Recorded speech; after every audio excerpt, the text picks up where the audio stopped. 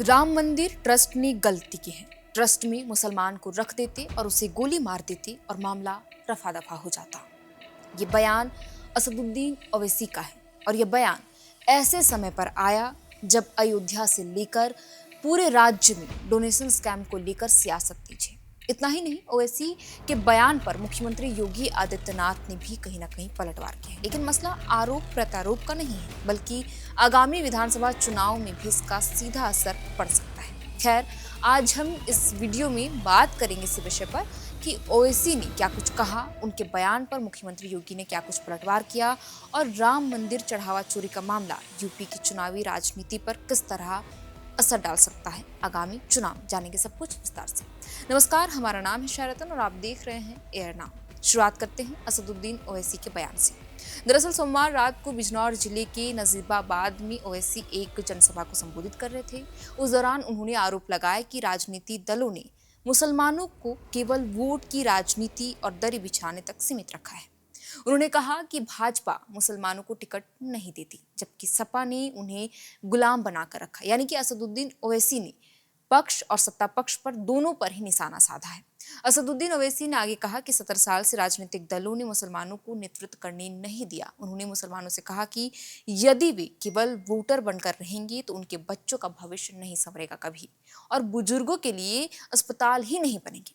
भाजपा पर सांप्रदायिक राजनीति करने का आरोप लगाते हुए ओवैसी ने कहा कि 200 साल पहले मस्जिदें थीं, थाने नहीं थे, लेकिन संभल की मस्जिद को शहीद कर दिया गया और अब दूसरी मस्जिदों को भी नोटिस दिए जा रहे हैं। लिहाजा उन्होंने कहा कि भाजपा को अगर सत्ता से रोकना है तो उनकी पार्टी किसी भी दल से गठबंधन करने को तैयार है आगामी चुनाव जब वो चुनावी मैदान पर दिखेगी। इसके लिए उन्होंने मुसलमानों से जागरूक होने का भी आह्वान किया। यानी कि चढ़ावा चोरी के विवाद के बीच ओवैसी का यह बयान आगामी चुनाव में जरूर समीकरणों को बदल सकता है। बहरहाल, राम मंदिर विवाद के बीच विपक्ष जमकर राजनीतिक बयानबाजी कर रही है। इस बीच मुख्यमंत्री योगी आदित्यनाथ का भी बयान सुर्खियों में है, जहां उन्होंने भाषण के दौरान तमाम विपक्षी पार्टियों पर हमला बोला। मुख्यमंत्री योगी ने कहा कि आज राम की भक्ति की वकालत कौन कर रहा है? वो लोग जो 2017 से पहले जय श्री राम बोलने पर लाठी मारते थे। रामलला हम आएंगे, मंदिर वहीं बनाएंगे का नारा देने वाले राम भक्तों पर गोलियां चलवाने वाले लोग आस्था की अब दुहाई दे रहे। उन्होंने आगे कहा कि ये आपकी आस्था और वोट की ताकत है कि आज उनको आपका पिछलगू बनने के लिए मजबूर होना पड़ रहा है। अब उन्हें अपने पाप का पश्चाताप हो रहा है। कांग्रेस राम के अस्तित्व को नकार चुकी थी, आज वो भी कह रही है कि राम सबके हैं। सब अयोध्या जाने के लिए मचल रहे, लेकिन राम तो ब्रह्मांड के स्वामी हैं। वो जानते हैं कि सही कौन है, गलत कौन। मुख्यमंत्री योगी आदित्यनाथ ने आगे कहा कि उन्हें चिढ़ है कि अयोध्या इतनी सुंदर कैसे हो गई, काशी विश्वनाथ मंदिर और मां विंध्यवासिनी धाम का कायाकल्प कैसे हो गया, महाकुंभ इतना भव्य कैसे हो गया, मथुरा, वृंदावन और अन्य तीर्थों के पुनर्द्वार भी उन्हें परेशानी दे रही है। अब विरोध नहीं कर पा रहे हैं तो कमियां निकाल रहे हैं। यह वही बात हो गई कि अंगूर खट्टे हैं। बहरहाल, सीएम योगी ने व्यंग्यात्मक लहजे में भी कांग्रेस के प्रतिनिधिमंडल और अरविंद केजरीवाल पर हमला किया, क्योंकि आज ही कांग्रेस का एक प्रतिनिधिमंडल अयोध्या पहुंचा था और ठीक इससे पहले दिल्ली के पूर्व मुख्यमंत्री अरविंद केजरीवाल भी अयोध्या पहुंचकर श्री राम लला का दर्शन किए थे। चोरी के मामले पर सरकार पर हमला बोलते हुए अरविंद केजरीवाल ने कहा था कि ट्रस्ट के लोगों के खिलाफ एफआईआर वो दिखावे के लिए दर्ज कराई गई, लेकिन ये मामला भी समय के साथ रफा दफा हो जाएगा। हालांकि जब कांग्रेस का प्रतिनिधिमंडल यानी कि आज अयोध्या पहुंचा, लेकिन प्रतिनिधिमंडल के सभी नेताओं को हाउस अरेस्ट कर लिया गया वहां पहुंचने से पहले, जिस पर यूपी कांग्रेस अध्यक्ष अजय राय ने भी भाजपा सरकार पर तानाशाही और दोहरे रवैये का आरोप लगाया। अजय राय ने कहा कि मुझे आश्चर्य, नरेंद्र देव विश्वविद्यालय के गेस्ट हाउस के कमरे के अंदर बंद कर दिया गया है। उन्हें प्रभु श्री राम के दर्शन करने से रोका जा रहा है, मानसिक रूप से प्रताड़ित किया जा रहा है। आपको बता दें कि राम मंदिर चढ़ावा चोरी मामले में हर रोज कई बड़े नए नए खुलासे हो रही हैं, कार्रवाई की जा रही है और एसआईटी की टीम का गठन और आरोपियों की गिरफ्तारी के बाद अब भी सवाल यही उठ रहा है कि आखिर कब तक चढ़ावा चोरी के आरोपियों को सजा मिलेगी और इस पूरे मसले को रफा दफा किया जाए। खैर, बीते सोमवार को ही सभी 8 आरोपियों को अदालत ने रिमांड देने से मना कर दिया था और 14 दिनों के लिए न्यायिक हिरासत में जेल भेज दिया। हालांकि एसआईटी गठित होने के बाद ट्रस्ट के कई अधिकारियों ने अपने अपने पद से इस्तीफा दे दिया। वहीं चढ़ावा चोरी मामले को लेकर ट्रस्ट के महासचिव पद से इस्तीफा देने वाले चंपत राय के भविष्य पर सबकी निगाहें फिलहाल टिकी हुई हैं। मीडिया रिपोर्ट्स के मुताबिक ट्रस्ट की 6 जुलाई को होने वाली बैठक में चंपत राय की मुश्किलें बढ़ सकती हैं। इसमें ट्रस्ट के महासचिव चंपत राय, ट्रस्टी डॉक्टर अनिल मिश्र और ट्रस्ट के आमंत्रित सदस्य गोपाल राव को लेकर फैसला होना है। यदि लॉबिंग के चलते चंपत राय और डॉक्टर अनिल का इस्तीफा मंजूर हुआ तो उनको अयोध्या छोड़ने के साथ राम मंदिर से पूरी तरह दूर कर दिया जाएगा, क्योंकि कल ही अयोध्या के सभी वकीलों ने इस बात के लिए नकार दिया कि वो किसी भी आरोपी का केस नहीं लड़ेंगी।